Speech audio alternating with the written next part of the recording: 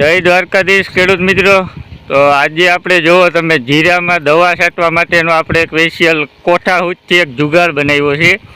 તો આજે આપણે આના વિશે જ વાત કરશું, કઈ રીતના બનાવ્યો, કેટલો ખર્ચો થાય અને કઈ રીતના હાલે એ બધું આપણે વાત કરશું.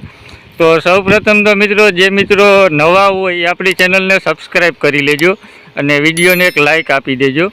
તો ચાલો આપણે વિડીયોની શરૂઆત કરીએ. તો તમે જોઈ શકો આ રીતના કંઈક આપણું કામ કરે છે, બરાબર.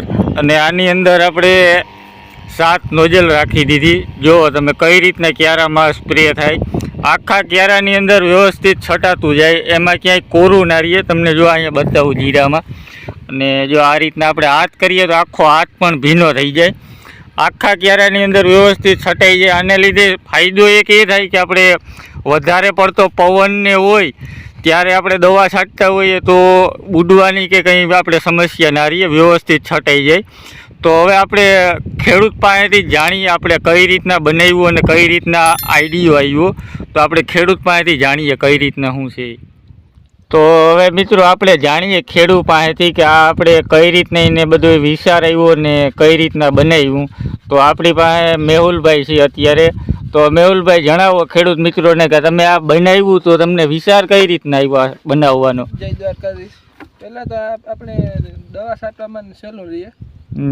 બરાબર. થોડીક દવા આપણે ઘાટી છાંટવી હોય કે આપણે ગમે ઓલું કાંઈ કોરો રહી જતો હોય તો સરખી જ છાંટાય દવા. બરાબર.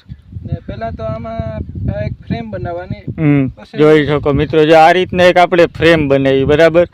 ફ્રેમ બનાવી અને એની અંદર આપણે 6 નોઝલું રાખી દીધી. નોઝલું એ રીતના રાખવાની કે આપણે જે આ ક્યારો હોય ક્યારાની અંદર રહી જાય. તમારે જો કદાચ નાનો મોટો ક્યારો હોય તો તમે આગળ પાછળ નોઝલ કરી શકો, બરાબર. જો અહીંથી એનું ફોલ્ડિંગ કરી નાખ્યું છે, અહીંથી આગળ પાછળ થઈ જાય એ રીતના આપણે વ્યવસ્થિત ફ્રેમ બનાવી દીધી.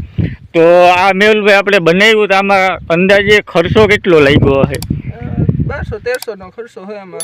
1200-1300 નો. અને આની અંદર આપણે ગમે એવી ઘાટી દવા છાંટવી હોય તો છાંટી શકાય? ગમે એવી ઘાટી છાંટી આપણે. તો હવે આપણે જાણીએ. હવે મેહુલભાઈ આનું કનેક્શન બતાવો, કનેક્શન કઈ રીતના કરવાનું? કનેક્શન એક સાઈડ એક પંપ આગમ ને બીજી ઓલી સાઈડ આવે, બે કોણ એક પંપનું કનેક્શન કરી દેવાનું, બે સાઈડ એક. બરાબર.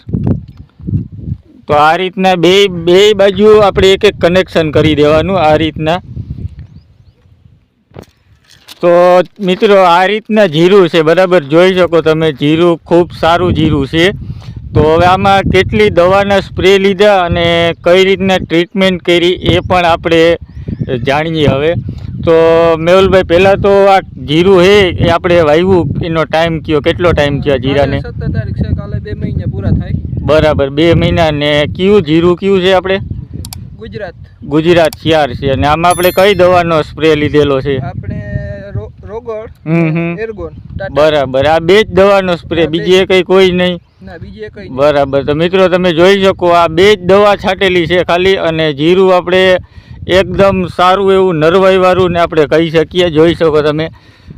આમાં પાણીની વાત કરીએ તો મેહુલભાઈ કેટલા પાણી કાઢેલા છે?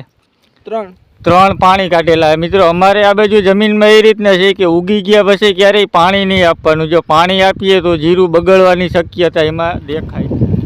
તો જો આ રીતના આપણું વ્યવસ્થિત કામ આપે, બરાબર. જો આ બાજુ આપણે અહીંયા જોવા જઈએ તો આ જીરાને આપણે અડીને જોઈએ ને તો હાથ પણ ભીના થઈ જાય, એટલું ટૂંકમાં ફૂલ ઘાટો સ્પ્રે થાય છે, જોઈ શકો તમે.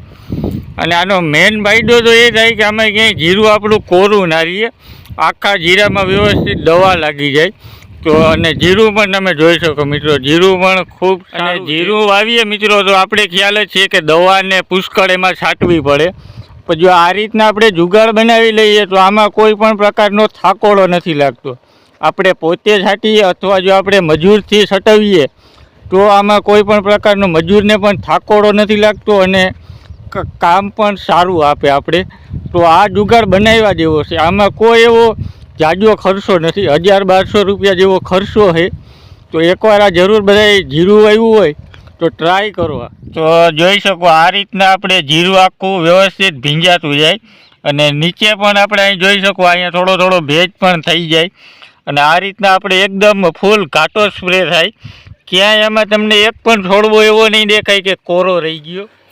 તો મિત્રો વિડીયોને બધા સુધી શેર જરૂર કરી દેજો અને જે મિત્રો આપણી ચેનલમાં નવા હોય એ આપણી ચેનલને સબસ્ક્રાઈબ કરી લેજો. ધન્યવાદ.